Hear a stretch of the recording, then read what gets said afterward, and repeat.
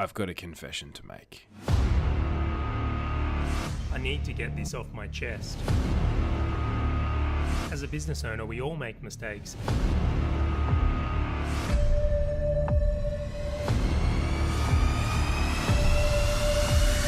I've got to confess. Hey guys, it's Charlie from Confessions of a Business Owner here, and we are doing a special guest episode today with Tristan Wright from Evolve to Grow. Now, Tristan is what I would call a business Sherpa, and you've got to think of a Sherpa as like someone who helps you climb the mountain that is business. So when I think of Tristan, there's some really interesting things. If I say, what does he specialize in? It's business growth and, more importantly, simplification. It could be a very, very overwhelming space. So Tristan, thank you so much for joining me today, dude. How are you doing? Pleasure, mate. All good. Yeah, really good, buddy. I'll tell you what, I'm excited for this one. This should be a ripper of a confession on today's episode. But just for everyone out there, why don't you tell them a little bit more on my example of what you do? So what do you find you do with yourself? So what do I do with myself?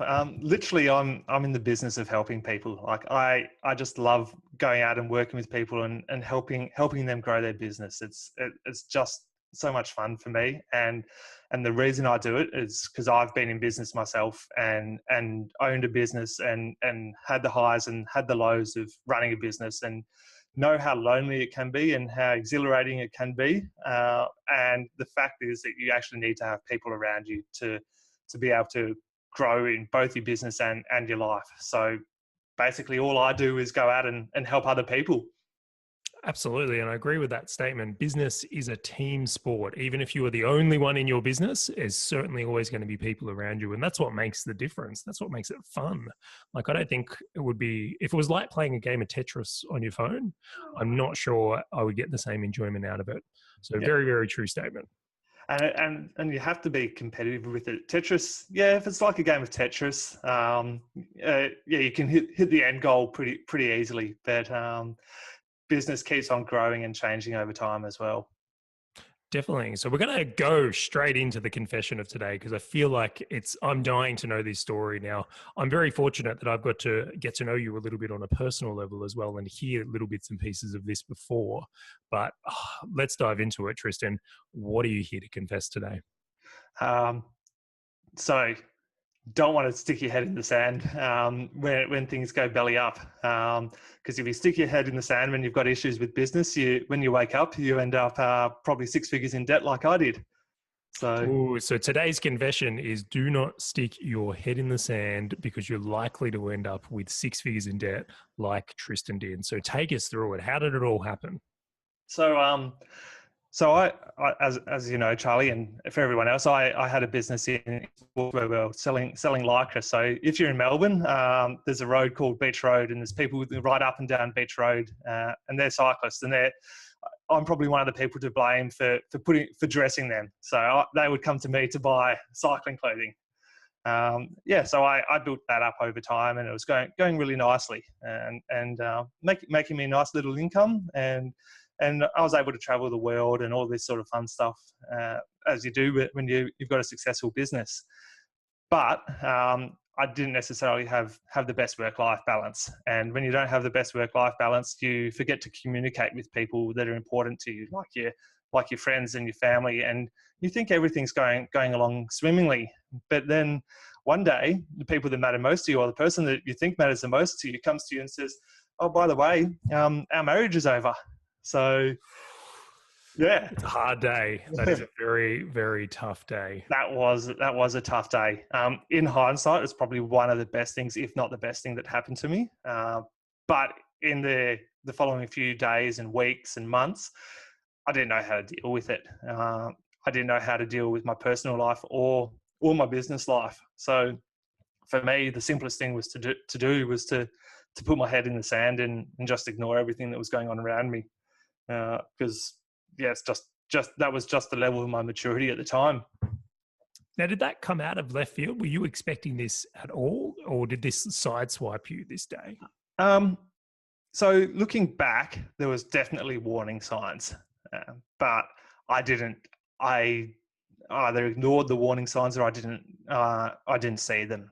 So looking in hindsight, which is a wonderful thing, there's definitely warning signs. but it was definitely out of left field for me at the time. Completely understand that. And on this happening, I mean, I'm sure many of us can relate when we're hit with these big moments in some way and we're just not sure what to do. Was it the overwhelm, or did you feel like you just weren't sure what to do from here based on this life change? So what? Yeah. So basically, I just literally, we had plans, and all of our plans had just changed at the click of a finger, a click of your fingers kind of thing. So it's like, geez, we've set out our plans for the next 10, 20 years, and now what do I do? So I sort of got lost.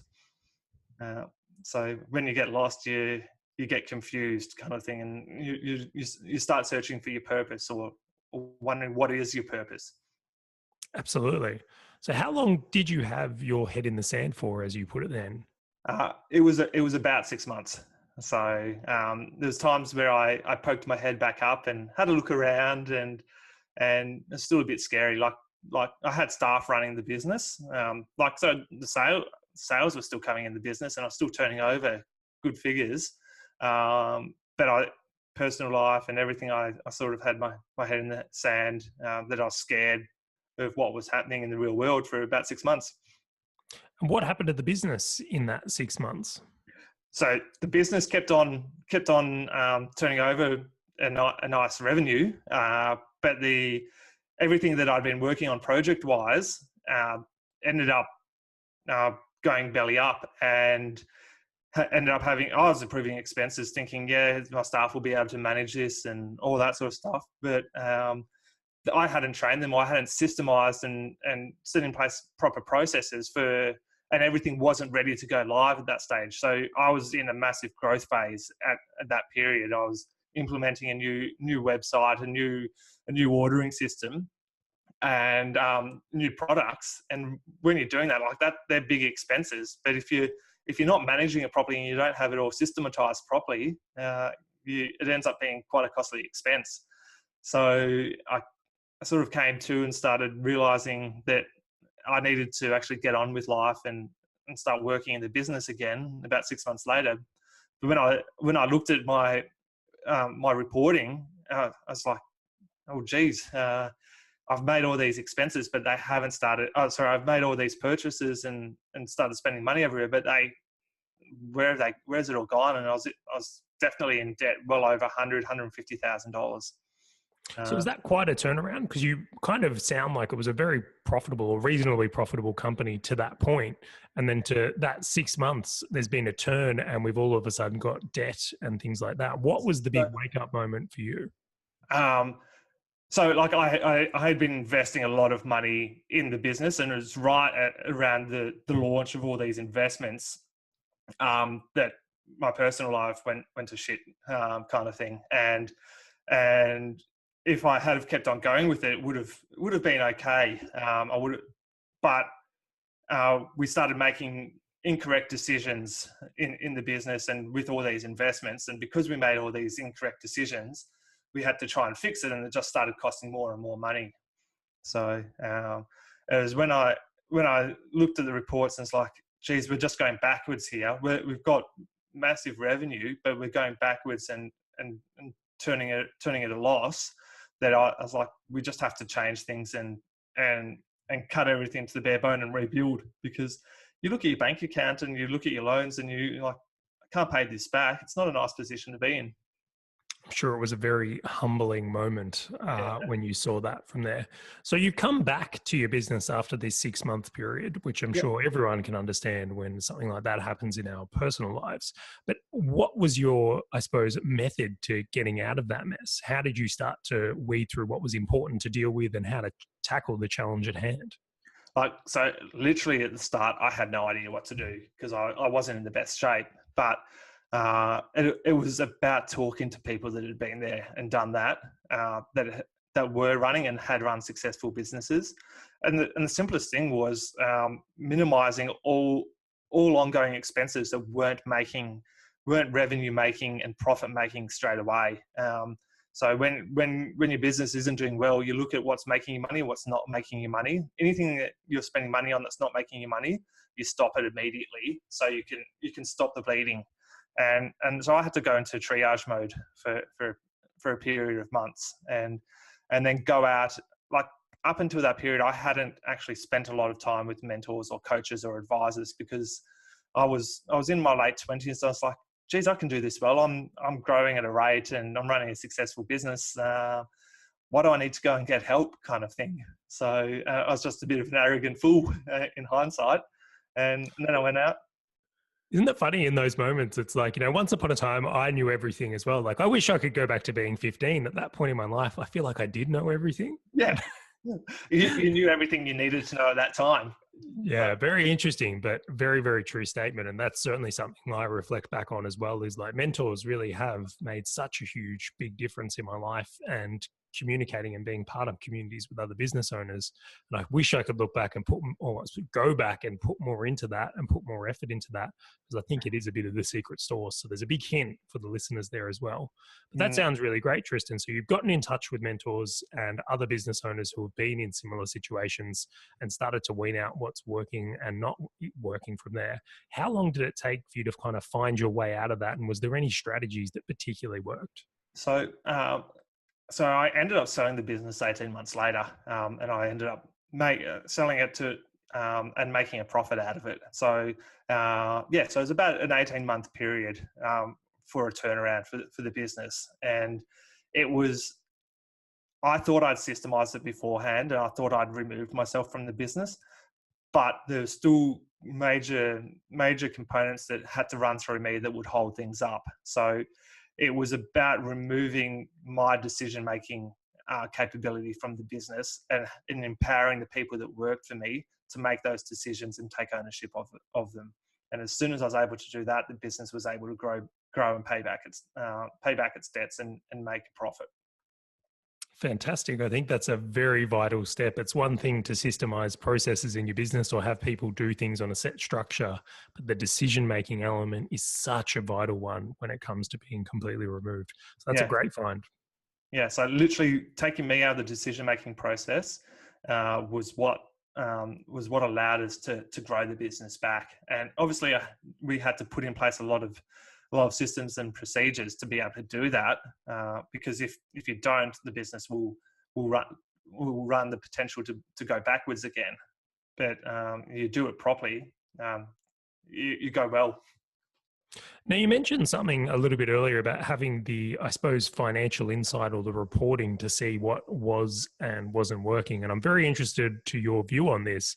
But in my knowledge with most business owners, they wouldn't have a clue on their financial position. Most can't even read a P&L, in all honesty. Numbers are the number one most important thing in your business.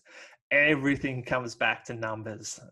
Every single component, anything in your business, you need to be able to put a number against it. You need to be able to measure it and see if you're going backwards or forwards. Like, you need to know where your leads are coming in from, what percentage you're converting at, what dollar value each lead is, how much it's costing you to get those leads, how much it's costing you to service that client. So you need to be able to know what is making money and what's losing you money, kind of thing. So absolutely. And for anyone listening to this right now, if you don't know that, stop the podcast and go work it out. In all honesty, like, that is step one in having a successful business in my mind. You need to know everything needs to be, you need to be able to put a number against it. So one of the big things I work on with my customers is their work-life balance and their mindset, and just asking them questions about their mindset and if they're happy or how much spare time they have. I get them to give me an answer, but then I get them to give me a score out of 10 on any question I ask them. I say, give me a verbal answer, but I say, give me a score out of 10, because then we can go back and compare it over time and see what the trends are. So, and at the end of every single conversation I have with one of my clients, one of the coaching and consulting conversations, I'll say, give me, what are the 3 best things out of this conversation, the 3 worst things, and give me a score out of 10. So that way we can then measure it. That's a great idea, and it's a very tactful way of measuring success as well. So did you have these types of financial metrics in your business before your social life had a curveball come at it, or is this something you grew into after you found yourself in this situation?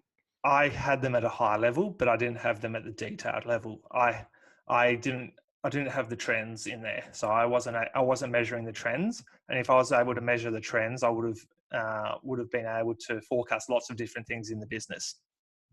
So it's one thing looking at the numbers retrospectively, but you need to be proactively looking at what's happening trend-wise into the future. I agree a lot with that. So now that we've gone through this journey here where we've had this happen to our personal life, we found our way with our head in the sand and 6 figures in debt plus, you've then gone in and recovered that and more and selling the business 18 months later. When you look back on that experience, what was the biggest lessons you got to take from it? And what would you do differently with what you know now? Be honest. Be honest with yourself and be honest with people around you, and talk to people and ask questions. I think it's some very good advice there. And I tell you right now, I think there's too many business owners hanging out in Egypt. And this is my favorite dad joke, by the way, because they're living in denial. Funny man. I'm working my way up to it. I'll have kids one day. And, yeah. But I love that one there. And it's a very, very serious point in is, being honest with yourself in business and being very real with your situation. I think as an entrepreneur, you've got to go into it almost with rose-colored glasses of, being optimistic on how good things can be. But at the same time, that can actually hinder you from seeing the real issues in business. It's your blind spot. Like, everyone's got a massive blind spot, mate. So you can only see what's in front of you. You've got to be aware of what's happening everywhere around you. Yeah, absolutely agree on that. So being honest, we're going with on that one there is such an important point from there.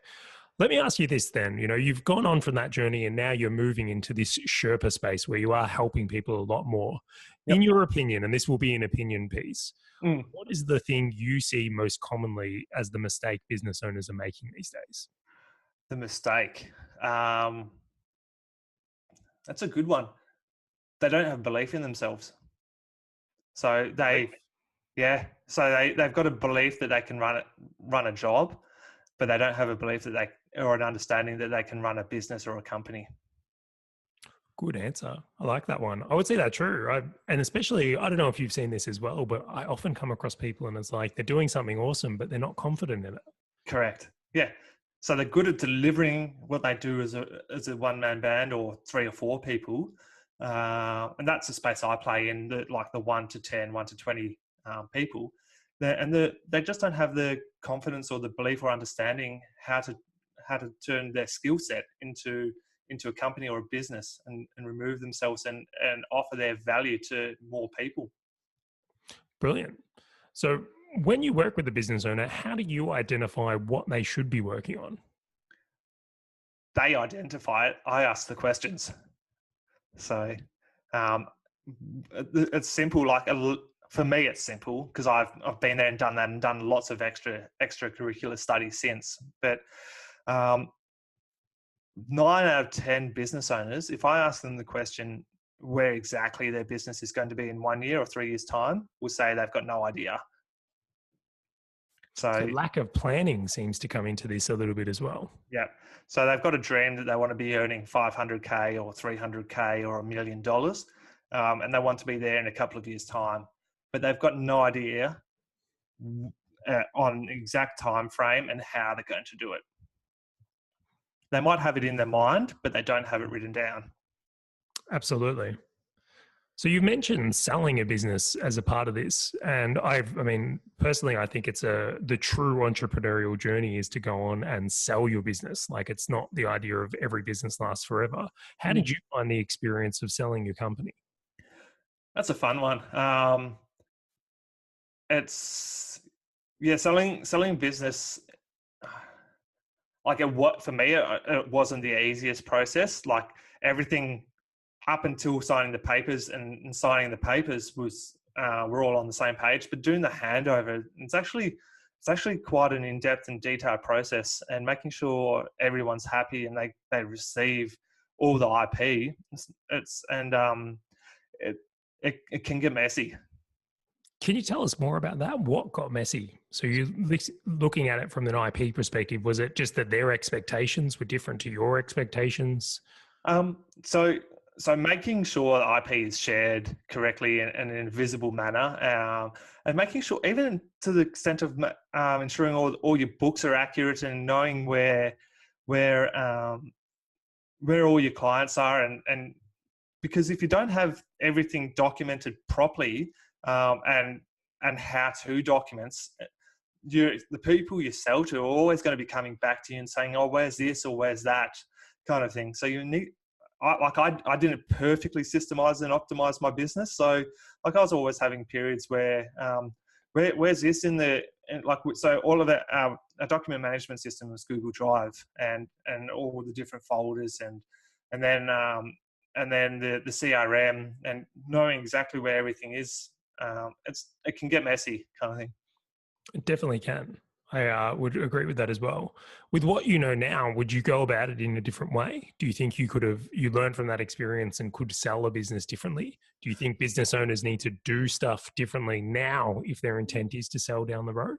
So the second question I ask my clients is, have you ever considered selling your business?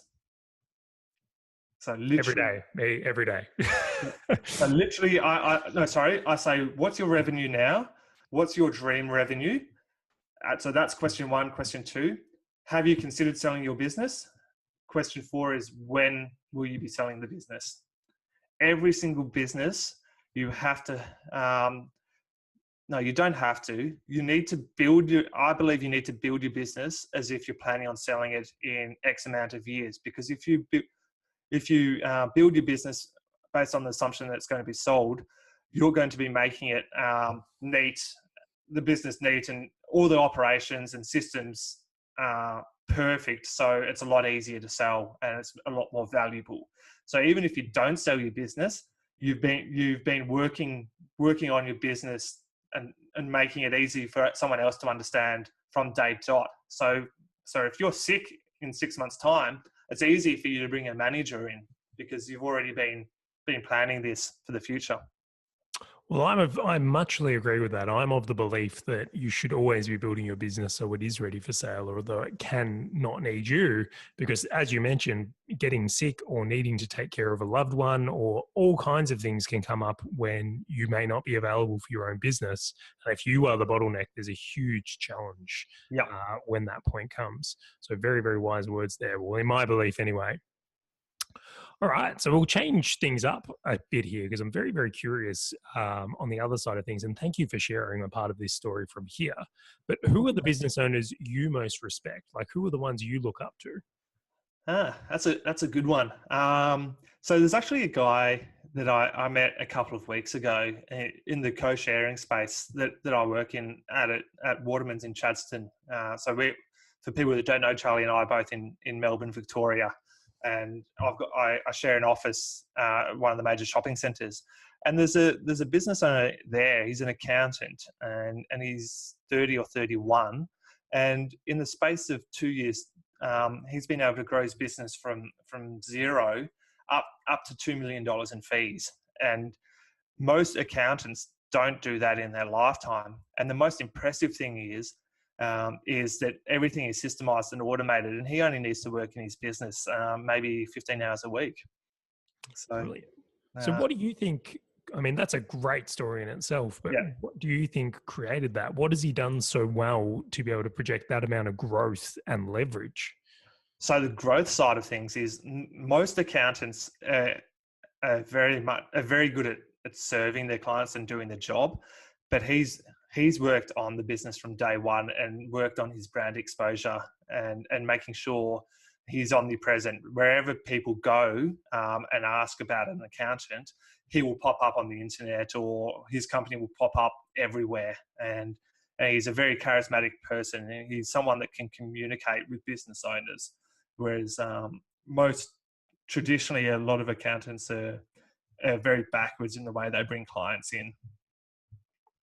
Definitely, I would agree with that. Notoriously, I think accountants are very plain. If you, it's a very plain space. It's not an exciting space, and like that's at their own detriment. It could be an exciting place. Well, he makes numbers sexy. So One of the main things he does is reporting. So he very similar to the dashboards that we've looked at, Charlie, that you operate. He sells a service where he does financial reporting and provides dashboards to his clients on a monthly basis, so that they can actually understand their numbers every single month, so they don't stick their head in the sand, which is key. A lot of accountants don't do that. They just retrospectively look at the numbers and do the reporting at the end of each quarter and the end of each financial year. So found a way to be a little bit disruptive then, by the sound of it, and cater to the market need. Very, very cool. I like that innovation. I think it's only going to get bigger. Yeah. So what are the big things in business you can see down the road? Like, where do you see the upcoming shifts? It's an education-based market. If you want to grow your business, your lead funnel, if you're trying to, I hate using the word try, because try and pick up a pen for me. You can't try and pick up a pen. You just did. I did pick up a pen for anyone who's not on the video. Yeah. So everything it needs, your front end, I believe, needs to be education based and value based. So if you can show that you're 2 or 3 steps ahead and you're willing to educate people, you're going to be able to provide them value, and they're going to see you as an authority and then come to you as a client. I agree on that one. Something I'm very, very curious on these days is I think that we're seeing such a shift in technology. Like, it's getting faster and faster. Some of the things that are out there these days is just getting crazy. But I don't see enough businesses adapting quick enough, or even trying to adapt quick enough.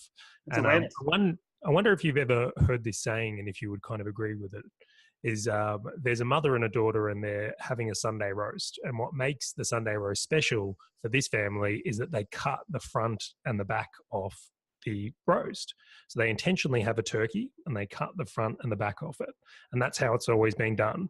And the daughter says to the mother, and she says, "Why do we cut the front and the back off the turkey? Like, why is that the way we do our roast?" And the mother says, "I don't know. I'm not sure. I'd have to ask your nan." And she goes to the nan and she goes, "Nan, why do we cut the front and the back off the turkey for the roast?" And the nan goes, "Well, actually, we actually had a small oven and the whole turkey wouldn't fit in. So I used to have to cut the front and the back off." So when you look at it, the reason they're behaving in that certain way is just because it's the way it's always been done. It doesn't make it right. But when we look at business, I go, with how fast we're moving, there's so much of that going on.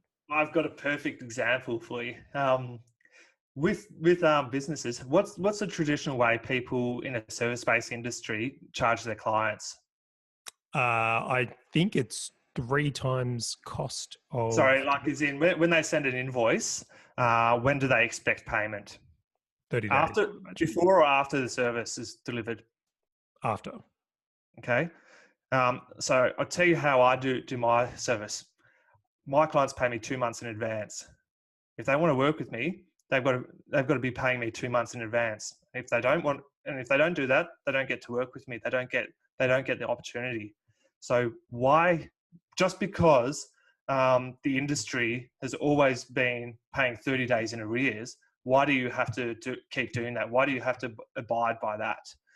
If you're confident in the value that you offer and how you can help your client, why don't you change the rules and play on your ground rather than your client's grounds? I completely agree. And that's one that I'm seeing more and more commonly is payment terms. I must admit, though, I do feel sorry for the tradesmen out there doing long range stuff. Like, I hear of tradies all the time on like 90-day terms and think it must just be crippling. That's like one of the industries I think would benefit a lot from change like you've just mentioned. Yes. Yeah, definitely. It's a, on an industry based level, it will take time. But if people can do it one by one, it'll eventually happen. Because why should you deliver a service and not get paid for 30 or 60 or 90 days? It's just not fair. It's absolute madness. Absolute madness. And just because history, like the whole turkey thing, just because it's done like that 10, 20, 30 years ago, doesn't mean it has to be done like that today. I completely agree.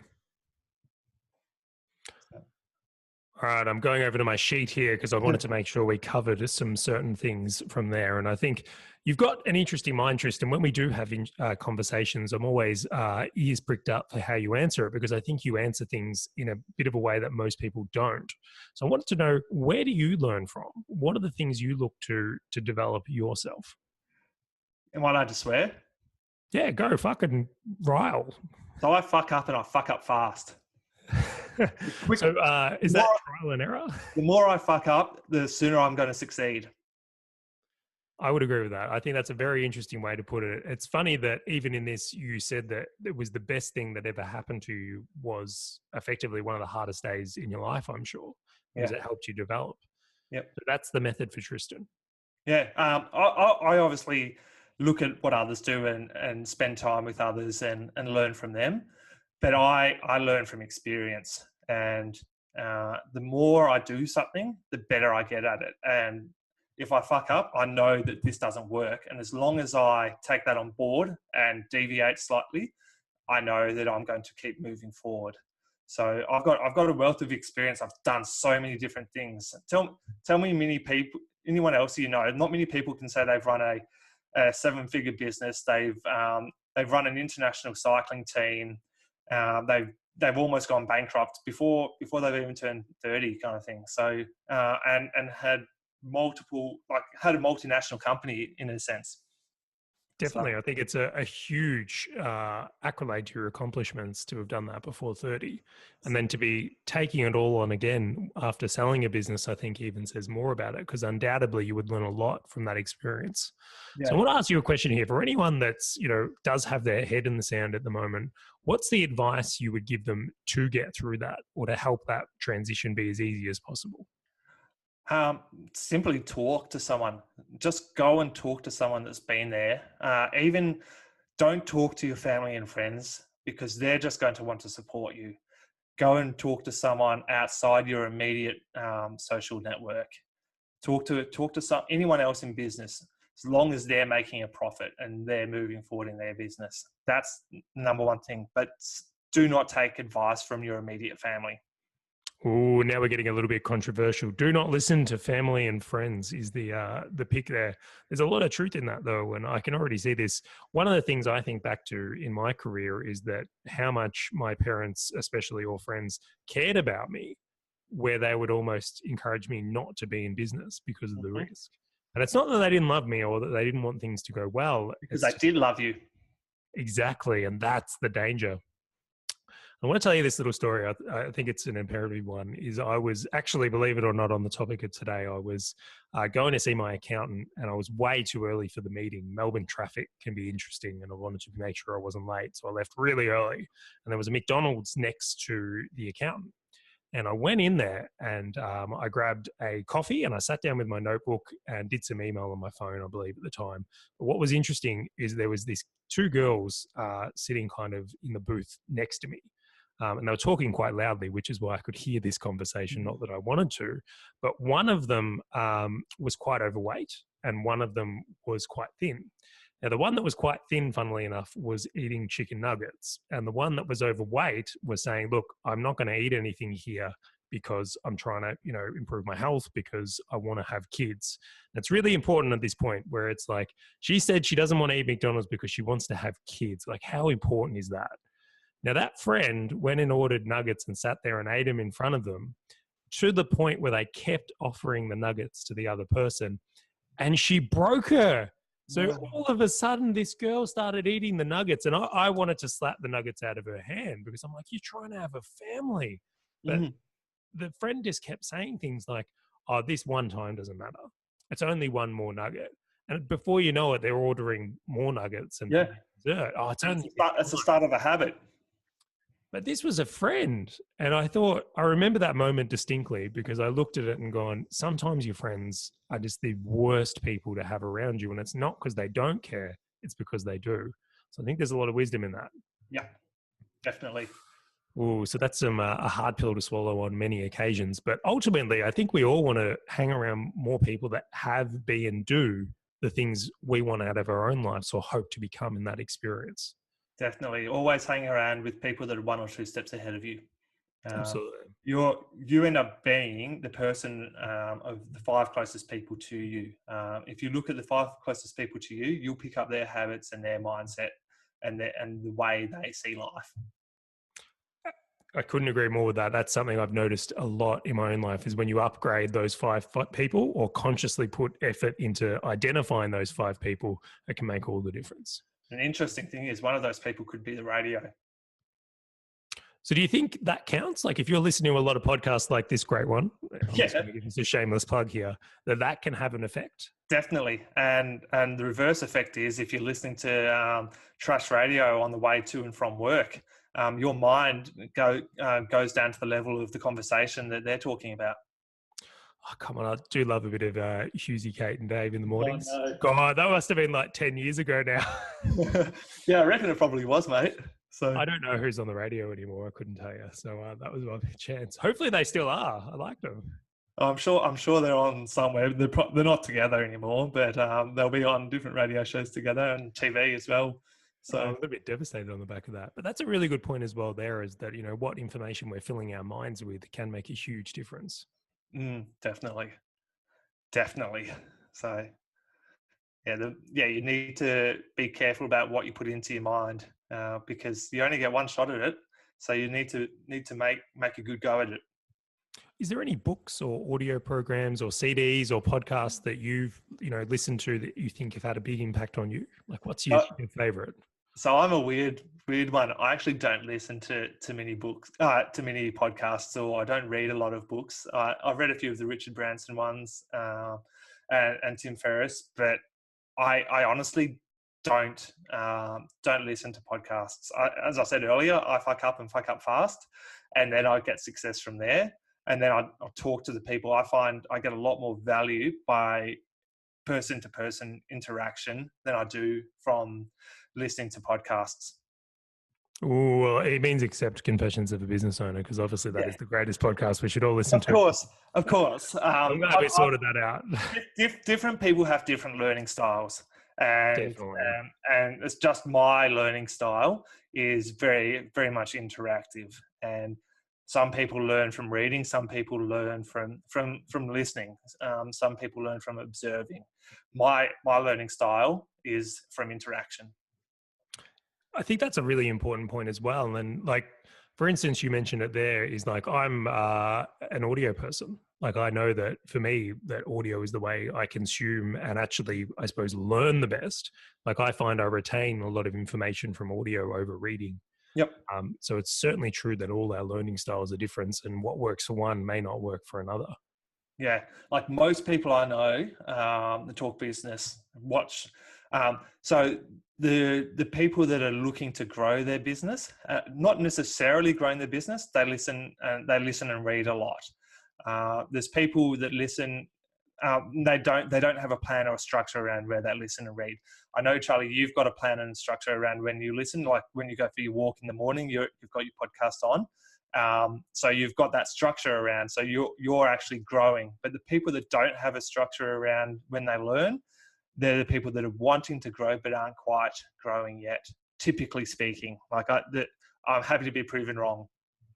Oh, it's a dangerous statement, but I will say this, not all the rules apply. It's a very general statement, but certainly I'll put it out there. One of the best things I did was be strategic with what type of content I take in and when.